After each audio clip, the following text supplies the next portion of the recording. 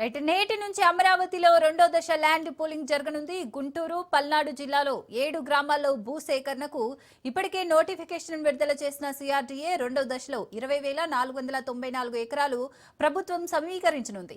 జిల్లాల వారీగా పట్టా భూమి 16,562 ఎకరాలు, అసైన్డ్ భూమి 104 ఎకరాలు, ప్రభుత్వ భూమి 3,828 ఎకరాలుగా అధికారులు గుర్తించారు. మొదటి దశ 34,400 ఎకరాలు సమీకరించిన ప్రభుత్వం రెండో దశలో ప్రాజెక్టుల వారీగా భూముల సమీకరణకు ఏర్పాట్లు సిద్ధం చేసింది. రైట్కి ఇదే అంశానికి సంబంధించి మరిన్ని డీటెయిల్స్ మా ప్రతినిధి రమేష్ అందిస్తారు. రమేష్,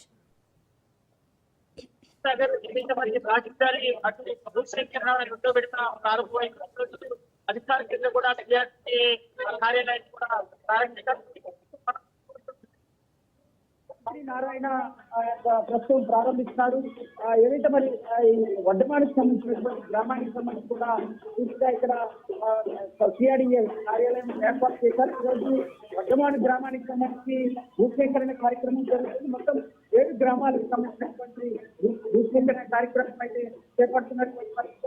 మనం ఏదైతే మరి మొత్తం గతంలో ఉన్నటువంటి 29 గ్రామాలకు సంబంధించినటువంటి భూసేకరణ పూర్తయింది. మొత్తం 36 గ్రామాలకు సంబంధించి కూడా కొట్టినటువంటి పరిస్థితి కనబడుతుంది. మనం చూసి మంత్రి నారాయణ సిఆర్డీఏ కార్యాలయం కూడా ప్రారంభించారు.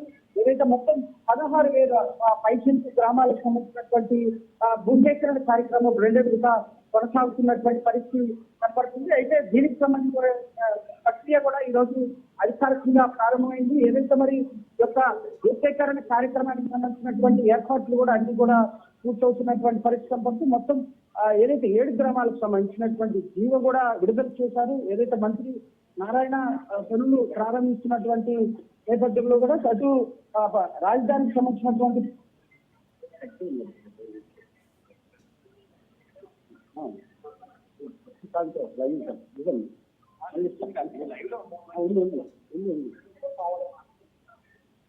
సార్ ఇస్తా ఇవ్వండి మళ్ళీ పోయేటప్పుడు.